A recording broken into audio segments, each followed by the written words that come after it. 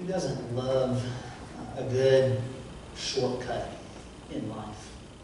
Or when you're traveling someplace and maybe you know it already, or maybe you just kind of happen upon it, a shortcut to get you from point A to point B that cuts off time.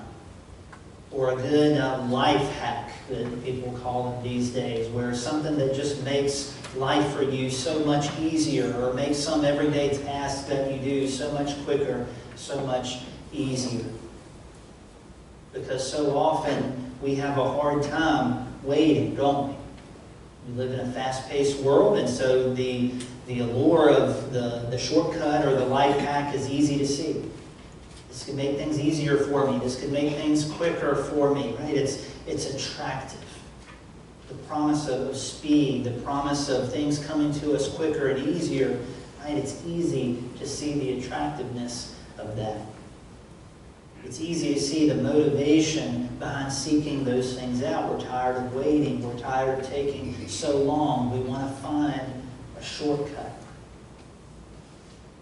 The problem, though, arises when sometimes the shortcuts, those life hacks, have unintended consequences or unintended fallout. Maybe what you took as what you thought was a shortcut ends up taking more time. You turn down that street because you thought it would cut off some time, but lo and behold, there's construction in the way, and you end up having to wait longer anyway. Or maybe you watch a video of somebody's life hack, and they're working on something at home, and you think, I could do that, that's going to make life so much better, and then you try it, and it just turns out to be a mess. That happens to me all too often. They make it look so good, but I just can't seem to repeat it the way that they do.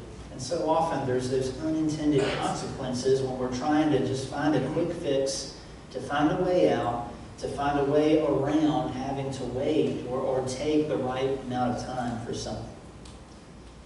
And so in Genesis chapter 16, we see the story of God's people taking what looked like a reasonable shortcut, taking what looked like a reasonable way to make things come quicker and easier, a shortcut to God's promise. And discovering that in patience, getting through things quicker never really delivers what it advertises. And so there's the promise of getting what God has promised in our time, which almost always is quicker than God's time.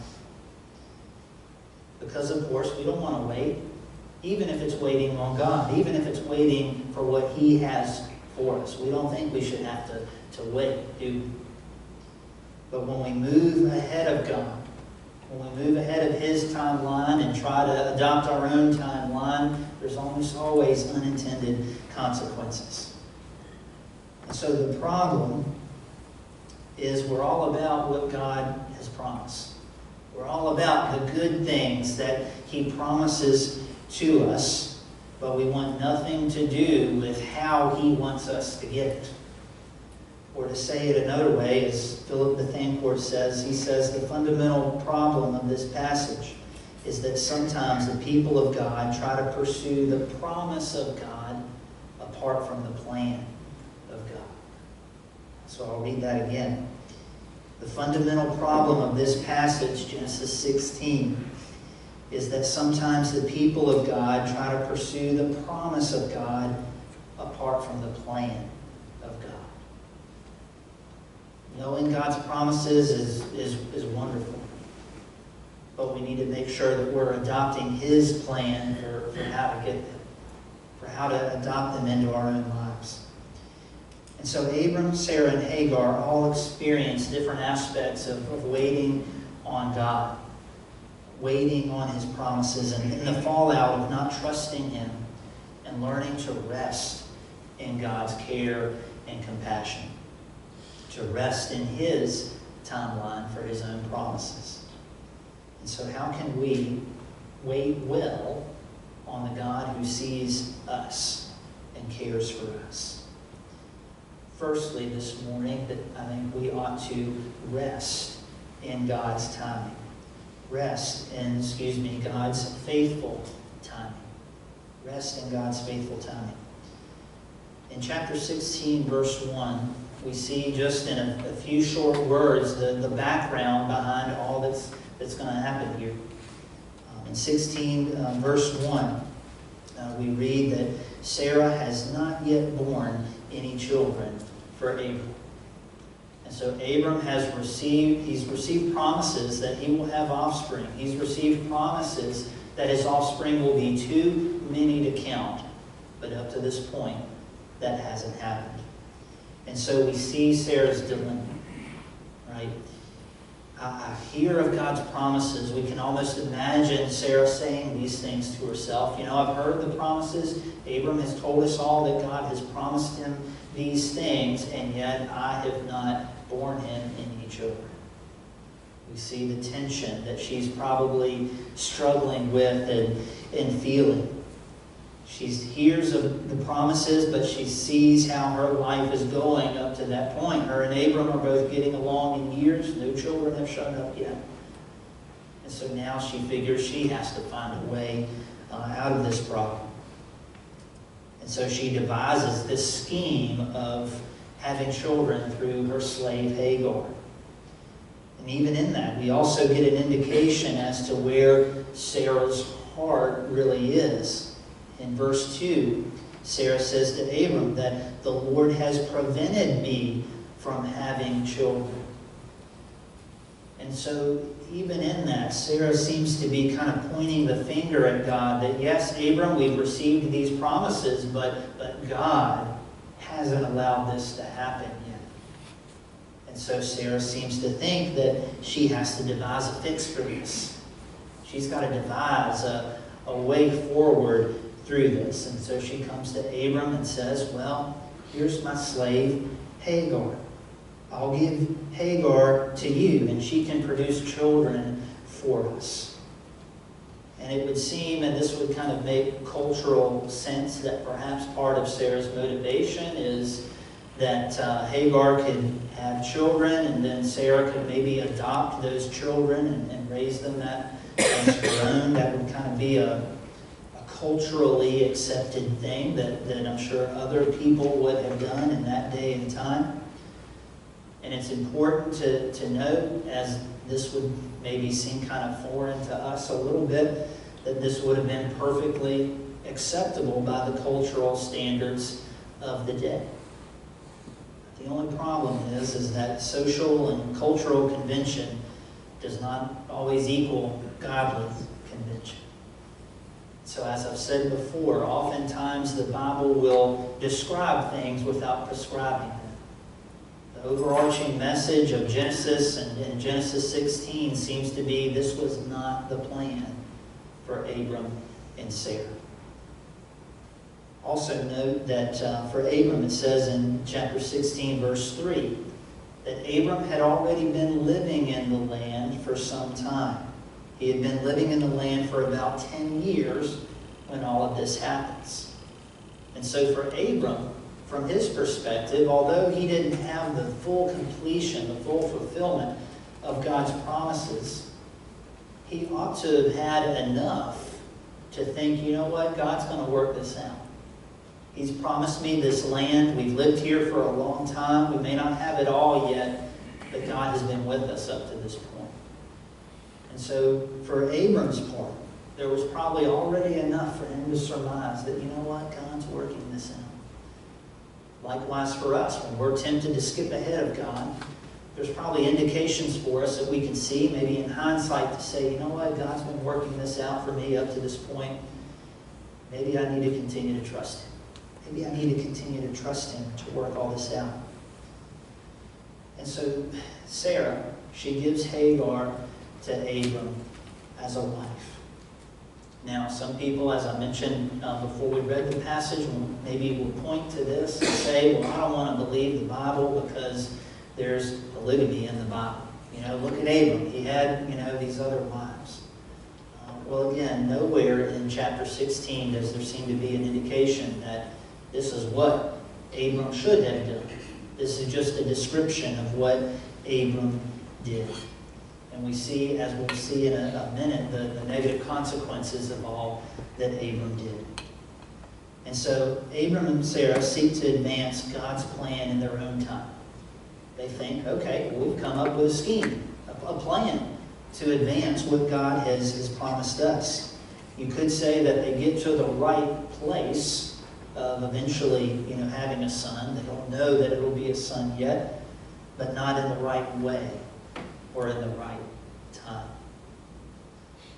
I remember in my time at Bluefield College, it was the beginning of a new semester, probably the spring semester, and had different classes, different schedule, and so one of my classes, I had the dreaded early morning class, and so that first day of class, I get myself together and I'm getting up to go to class, and I think it was maybe a psychology class, maybe, but I go to class at 8 o'clock, and I go to walk into the room, and I realize, like, something's off here. Like, this isn't quite right. The teacher is not who I thought was going to be in there. Some of the people I thought were going to be in there aren't in there. Like, something's off. And then it hits me.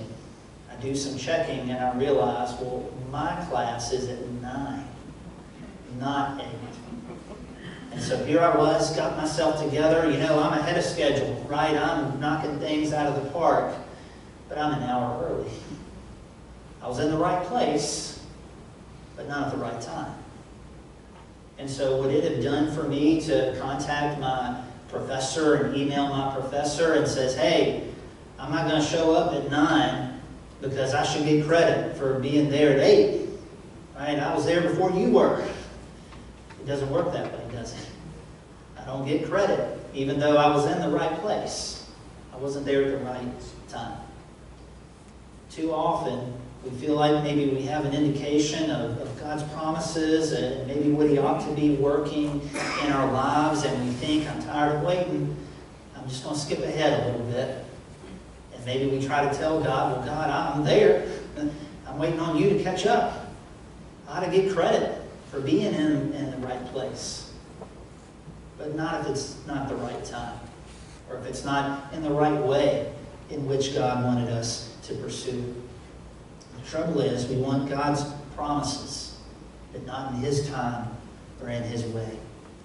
We're so anxious sometimes about getting there that we forget to rest in the reality that God is faithful. And if God is faithful, then His timing is faithful as well. I need to remember that whatever God is giving me right now, that it's the right time for that. But then the flip side of that is also true. Whatever God is not giving me in my life right now, it's not the right time for that. And all I can say is it just must not be the right timing for me to be rich and famous. That's what I have to tell myself. God hadn't given it to me yet, but not that I want that, trust me. But I have to say, whatever I don't have, it's got to be that its timing's not right. And if God is faithful, then His timing in my life is faithful as well. There's no easy way to say it other than whatever we're waiting on, whether we're waiting on a season to change or circumstances to change or some aspect of our life to change, we need to just rest in His faithfulness. Rest in His faithful timing. Let go of our plans and our schemes to speed things up and trust in His timing. And that is so because, secondly, we need to recognize the cost of taking control from God. Recognize the cost from taking control from God. In verse 5 of chapter 16, Sarah begins to lash out a little bit. There's always a cost, it would seem, to speeding up what God is doing in our lives and trying to get ahead of Him. Impatience and our willingness to fix the dilemmas that we're in, to come up with our own schemes to advance our lives, often puts a spotlight on our inadequacies, we could say. And so Abram takes Hagar to be his wife. She becomes pregnant. Immediately prior to verse 5, Sarah becomes contemptible in Hagar's eyes, it says. And so Hagar, understandably, shows a little bit of pride here. But it's easy to see that. Hagar is suddenly catapulted, right, from being a humble slave or servant girl in Abram's house to now having one of the most important roles in the whole clan, or whole family. She's now carrying the heir of Abram's family. So it's easy to see how Sarah might become contemptible to her. But Sarah is not innocent. She's not an innocent victim. And so we see her response to Hagar's contempt is to lash out in verse 5. She lashes out first at Abram. She says, Abram, it's your fault. It's your fault, Abram, that this has happened to me. You're responsible for my suffering, she says. I gave you my slave, but now, she's looking down on me. And so Sarah lashes out after getting the results of her own plan and her own scheme. How often do we plot and scheme in our lives and try to advance things for ourselves, maybe outside of what God would have for us, and then we get what we thought we wanted, and we're just, we're mad, we're upset. This isn't how I thought that this would go. And so Sarah, she's lashing out after she got what she wanted. But of course, Abram is not left off the hook. He's not an innocent bystander in all of this either. The fact that he agrees to this plan is bad enough. Sarah comes to Abram and says, hey, God's promised us children. That hasn't happened yet. Here, take my servant as your wife. Men, terrible idea. We can agree on that. Terrible idea. And Abram, just from the perspective of the passage, just agrees and says, okay. And so Abram agrees to this, but he's certainly heard enough up to this point to know that this probably wasn't the Lord's plan. The Lord had given Abram promises of offspring, promises of children. The phrasing of chapter 15, verse 4 is important. We didn't dig into this a lot last week.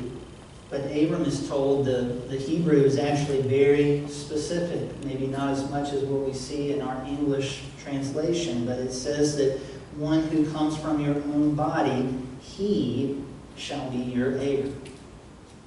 And so the Lord has told Abram, not only is he going to have offspring, but he's going to have a son. The implication would seem to be that we could probably certainly assume that Sarah will be the child's mother. And so Abram seems to think, well, maybe we do need to advance this a little bit. Maybe God's a little slow in bringing all this together. But notice in Sarah and Abram's plan that there's no certainty that they're going to have a son. There's no certainty up to this point. We don't get that till later in the chapter. But there's no certainty that Hagar will bear a son for Abram and Sarah. Worse still, Abram gives up all responsibility for Hagar once Sarah gets upset and starts lashing out. And so Abram turns Hagar back over to Sarah to suffer further mistreatment and abuse. And so we see just a whole mess of broken relationships because of just the desire to get ahead of God's promise. So all involved, Abram, Sarah, and Hagar, they're worse off than they were before. I remember back in my early days of volunteering in youth ministry, I volunteered in the youth group at Pleasant Hill Baptist near where I'm from. And at that point, we had a pretty large active youth group, and there was a house the church owned right next door. That's where the youth met. We called it the youth house. And one Sunday morning, we decided that we were going to do like a youth breakfast. The house, had a full kitchen and all that. And so we were going to have a youth breakfast that Sunday morning. And it was a crazy morning. Things weren't going right. The youth pastor was running late, and things just weren't coming together. People were stressed. And my portion of that breakfast that I was supposed to prepare was I was going to make biscuits, like homemade biscuits. And so, that was always something that I was very kind of proud of. My mama made biscuits a lot, and I could never, come close to what she was able to do. Came close a couple times, but I could do it. And so I was going to make the biscuits that morning. And so things are running late, things aren't coming together, and people are stressed, things are kind of going crazy, and I'm making the biscuits and I'm getting them in the oven. And another one of the leaders was a little anxious that maybe the biscuits weren't going to get done in time. And so she comes over to the stove and she says, well, let's just turn them up, right, so they'll get done quicker. And when I tell you that I died a little inside that day, like, as someone who cooks in the kitchen, don't touch my stove, okay? I hope that's not just me, but don't touch it. Because I'm sure we have plenty of people in here who bake and who cook. If you're running low on time and you're baking a cake, do you just turn it up twice as hot and it gets done twice as quick? No. What happens to it? It gets burned, right? It doesn't turn out the way that we thought it would. And so there's kind of this standoff at the stove, right? Like, no, you can't just turn it up. We're kind of, riding the train wherever it's going to go at this point. And so often in life, we think that it's like, things aren't coming together, right? We're getting a little anxious about how it's going to turn out. Well, let's just work a little faster. Let's just turn up the heat a little bit on life. What happens? We get burned. Other people around us get burned. There's a cost to not trusting God. There's a cost to not putting our faith in Him. There's a cost to not trusting His faithful timing. Jesus spoke to people about counting the cost of following Him. And we often think of that as, if I follow Jesus, I'm going to have to give some things up. People are going to look at me differently. There'll be some difficulties involved, hardships, and we think of that as counting the cost, and that is true. It's very true. But I think we also need to consider, what is the cost of not following Jesus? What is the cost of not trusting Him? What is the cost of not trusting God's timing in my life? When we try to move ahead, when we try to move quicker than God in our life, bad things can happen. Broken relationships, burned biscuits, things that are a lot more serious in life than burned biscuits. We need to trust God's timing. But thirdly, we also need to take comfort in the God who sees us. Take comfort in the God who sees us. And so, as you might imagine, poor Hagar, she is treated so poorly. She's abused, so much so that she runs away.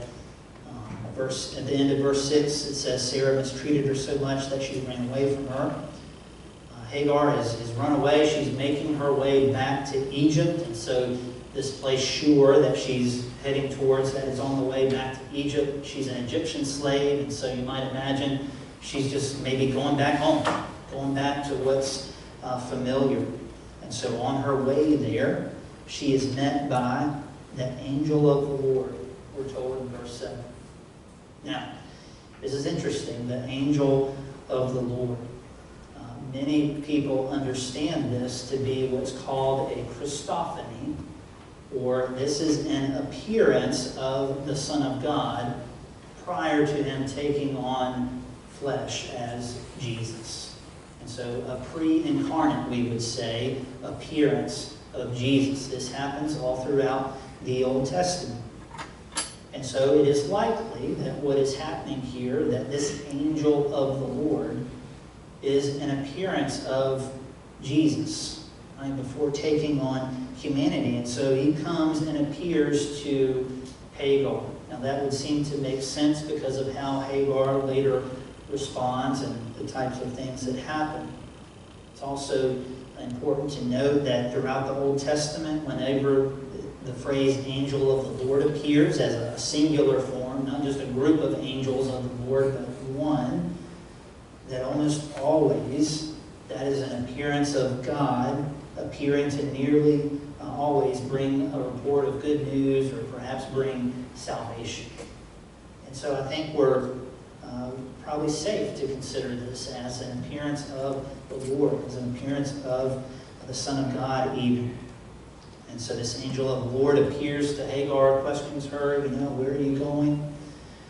And so Hagar, though she is running away from Sarah, her mistress, she can't outrun God's presence.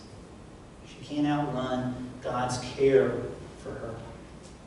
And so for us in our hardships, we may feel like we're just trying to outpace the things that are happening to us or have happened to us, but we won't outpace God's care for us. And so again, Philip Bethancourt, he says, healing happens when we receive the promise of God through the presence of God. Healing comes when we receive the promise of God through the presence of God. And so Hagar is experiencing the healing presence of God, her comfort during this difficult time. Now, the angel of the Lord, we're told, in verse 9, he gives her an interesting command. He tells her to go back to Sarah. Go back to this person who is abusing you and mistreating you. Even go back and submit to her authority. Now, that might be kind of hard for us to reconcile and to wrap our minds around. But even in the midst of this hardship, God tells Hagar in verse 10 that he will bless her. Even in the hardship of being under the same household as Sarah, Abram even, God will bless her. He tells Hagar, you'll have a son. You'll call him Ishmael. Ishmael means God has heard. So God has heard of Hagar's mistreatment. He's probably heard her crying out to him, possibly. And it's important to note that Hagar wasn't promised relief. She wasn't promised that all her problems would go away. But she was promised that God notices. She was promised that God does indeed see her. What happens next is really kind of fascinating. Hagar gives God a name. She names God, the text says. She names God El Roi, the God who sees me. To say that God sees us is to say that he cares for us. God doesn't just see me in kind of the physical sense, right? He notices me. He cares for me. And so Hagar gives God this name, names him that. And so how many people in the Old Testament or even in all of Scripture, how many people name God? One. Not Adam, not Noah, not Abraham, Isaac, or Jacob, not Moses, not David or Solomon. It's Hagar who names God. On the one hand, we may think, well, that's kind of presumptuous. This, slave woman, naming God. That's not how it usually works. God usually tells people his own name, or people may make use of God's attributes in referring to him, or maybe naming places after God. But Hagar, the text says, names God. And we're given no indication in the text by Moses in recording all of this that what Hagar did was wrong. She names God. There seems to be a special connection of God to those who feel like they're unnoticed, to those who feel like they're unseen. God comes to Hagar, the Egyptian slave girl, in her moment of need, in her moment of feeling unseen, and he sees her, he notices her, he cares for her. Perhaps there's nothing worse in life than feeling like we're suffering and nobody sees. Nobody notices. I'm going to point out something for us, and, this is difficult because I love Chick-fil-A. And I'm sure I'm not alone. There's many of us out there, right? We love Chick-fil-A. I love how they do business. They're closed on Sunday. I like that. I like the food. I love Chick-fil-A, but there is a glaring inconsistency at Chick-fil-A. Everything they do is like a well-oiled machine. And if you kind of sit back and watch how the workers are, everybody has a job. You know, they're all doing their job. I used to know a man many years ago who was a couple who have been managers of Chick-fil-A's, and they talked about how even the machines that they use are specially designed, you know, for maximum efficiency. A well-oiled machine. Now, this doesn't happen often, but if that wonderful, kind Chick-fil-A worker comes and they bring you your food and say something is missing, let's say your sauce is missing. I have to have honey roasted barbecue sauce. I have to have it. And so I've got to go back up to the counter and ask someone for that honey roasted barbecue sauce. One of the things I've noticed is that particularly when it's busy, and it often is, there is nobody really to talk to unless you just want to wait in line until you cycle back up through to the front. You can walk up to the counter, but everybody has their role, and they're off doing their role, and so you feel like you're just standing up there like a dummy, you know, like waiting for somebody to notice you. Right? It's awful. Just waiting for somebody to look at this poor soul that just wants his honey roasted sauce. Right? But it's awful to feel like we're not being noticed, to feel like nobody sees, to feel like I'm suffering with things that maybe nobody knows about, nobody cares about. Even if they did see it, would they even care? But God notices. God sees. Hagar knows this. She even names God in accordance with that. It's important to understand, you know, the things that happen to us, and to even name our experiences and what we've gone through. But it's even more important to understand our destiny in the sense that God notices us. So much so He cares for us and is walking us through our hardships. He doesn't just leave us there. We might be waiting for things in our life for a long time. We might be walking through hardships in our life for a long time. But there's hope. Dare I say, there's even relief, like Hagar felt, in simply knowing that God sees us and God cares for us. At the beginning of all of this, we talked about, you know, taking shortcuts that promise to save time and finding life hacks that promise to save time, but they end up costing more than what they thought they would. Genesis 16 shows us that impatience isn't just about moving too fast. It's not just about getting ahead of God. It's about trying to arrive at God's promises without trusting God's ways. Shortcuts appeal to us because they give us the illusion of control. I can control when certain things happen in my life. I can control when I arrive at certain things. But waiting forces us to trust. Forces us to trust God and His faithful timing. What makes waiting possible is not confidence in ourselves. It's not confidence in our ability to make it, but confidence in the God who sees us and cares for us while we wait. Some of us might be standing at a fork in the road right now. One path looks faster, more efficient. We might arrive at things more quickly in our life. That's great.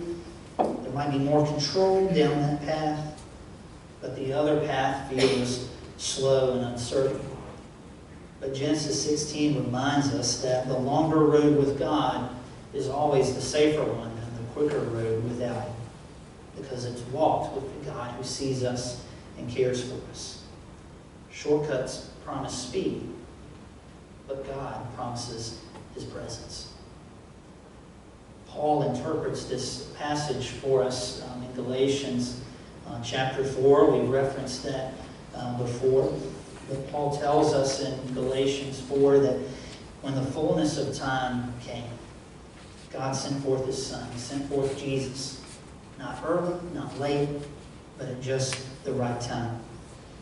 Paul tells us that Jesus is the true and promised son.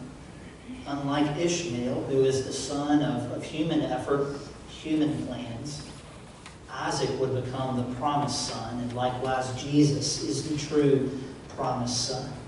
He's not just the fulfillment of God's promise, he is God's presence with us. That means waiting is no longer an empty exercise. It's no longer empty effort. We're not waiting alone. We wait with the God who sees us, with the God who came for us, and with the God who remains with us.